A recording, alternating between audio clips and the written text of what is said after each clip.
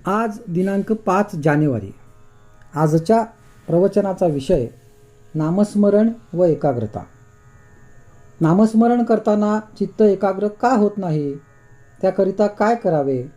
नामस्मरण करीत असताना हजार तऱ्हेचे विचार मनात येतात हे खरे.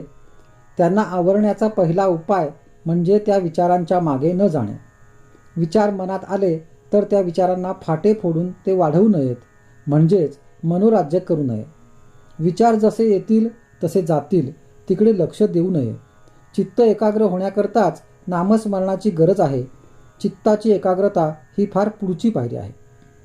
चित्त चंचल आहे, त्याला कुठेतरी स्थिर करून ठेवल्याशिवाय भागत नाही. म्हणून ते नामात गुंतवून ठेवावे. नामस्मरण करीत असताना ते नाम आपल्या कानांनी ऐकावे, म्हणजे एकाग्रता व्हायला मदत होईल.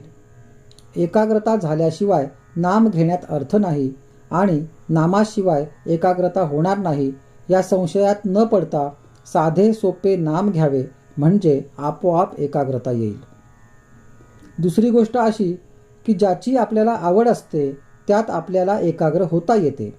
आपल्याला विषयाची आवड असते म्हणून विषयाचे सेवन करताना आपण एकाग्र होतो. मग त्याचप्रमाणे विषयाच्या ऐवजी आपण परमात्म्याची आवड धरली तर त्याच्या ठिकाणीही एकाग्र होता येणार नाही का?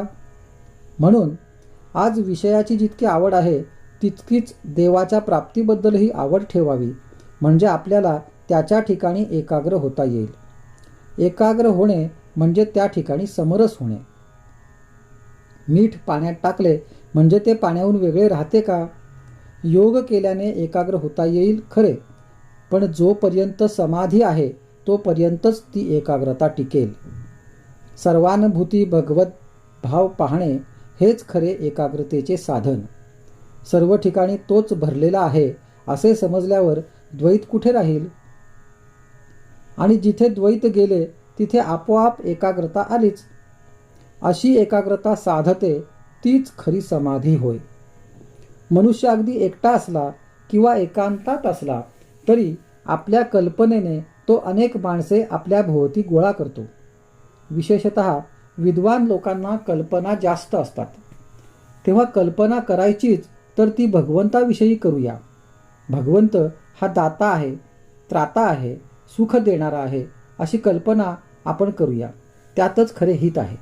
कल्पनेच्या पलीकडे असणारा परमात्मा आपण कल्पनेत आणून सगुण करावा आणि तिथेच आपले चित्त स्थिर करण्याचा प्रयत्न करावा.